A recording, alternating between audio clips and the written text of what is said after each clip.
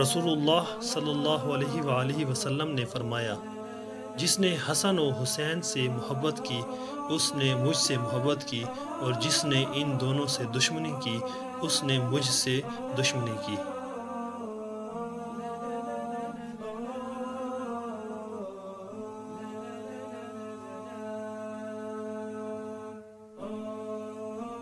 حضرت یعلا بن مرہ رضی اللہ عنہ بیان کرتے ہیں کہ ہم حضور نبی کریم صلی اللہ علیہ وآلہ وسلم کے ساتھ کھانے کی ایک دعوت میں نکلے۔ دیکھا تو حسین رضی اللہ عنہ گلی میں کھیل رہے ہیں۔ نبی کریم صلی اللہ علیہ وآلہ وسلم لوگوں سے آگے نکل گئے اور اپنے دونوں ہاتھ پھیلا لیے۔ حسین رضی اللہ عنہ بچے تھے، ادھر ادھر بھاگنے لگے اور نبی کریم صلی اللہ علیہ وآلہ وسلم ان کو ہنسانے لگے، یہاں تک کہ ان کو پکڑ لیا اور اپنا ایک ہاتھ ان کی ٹھوڑی کے نیچے اور دوسرا سر پر رکھ کر بوسہ لیا اور فرمایا، حسین مجھ سے ہیں اور میں حسین سے ہوں۔ اللہ اس سے محبت رکھے جو حسین سے محبت رکھے، اور حسین نواسوں میں سے ایک نواسہ ہیں۔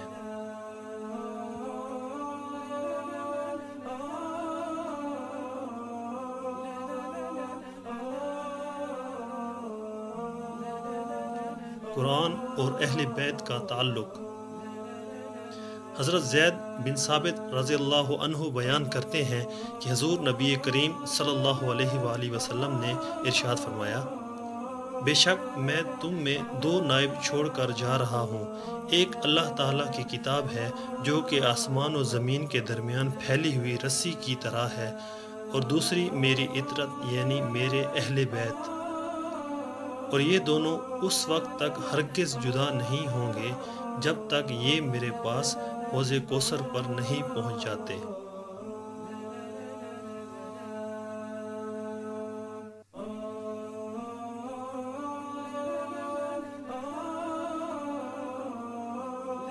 شان اہل بیت بزبان مصطفیٰ کریم صلی اللہ علیہ وآلہ وسلم۔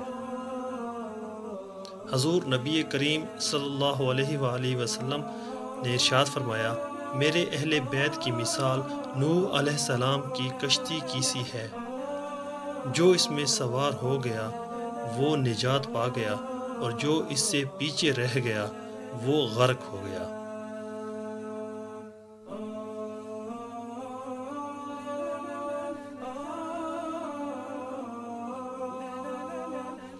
حضرت عبداللہ بن عباس رضی اللہ عنہ سے روایت ہے کہ حضور نبی کریم صلی اللہ علیہ وآلہ وسلم یہ دعا پڑھ کے حسن و حسین رضی اللہ عنہما کو اللہ کی پناہ میں دیتے تھے۔ ترجمہ: میں تمہیں پناہ میں دیتا ہوں اللہ کی کلمات تامہ کی، ہر شیطان کے شر سے اور ہر زہریلے جانور سے اور اثر ڈالنے والی آنکھ سے۔ اور فرماتے تھے کہ تمہارے جد امجد ابراہیم علیہ السلام اپنے دونوں صاحبزادوں اسماعیل علیہ السلام اور اسحاق علیہ السلام پر ان کلمات سے دم کرتے تھے۔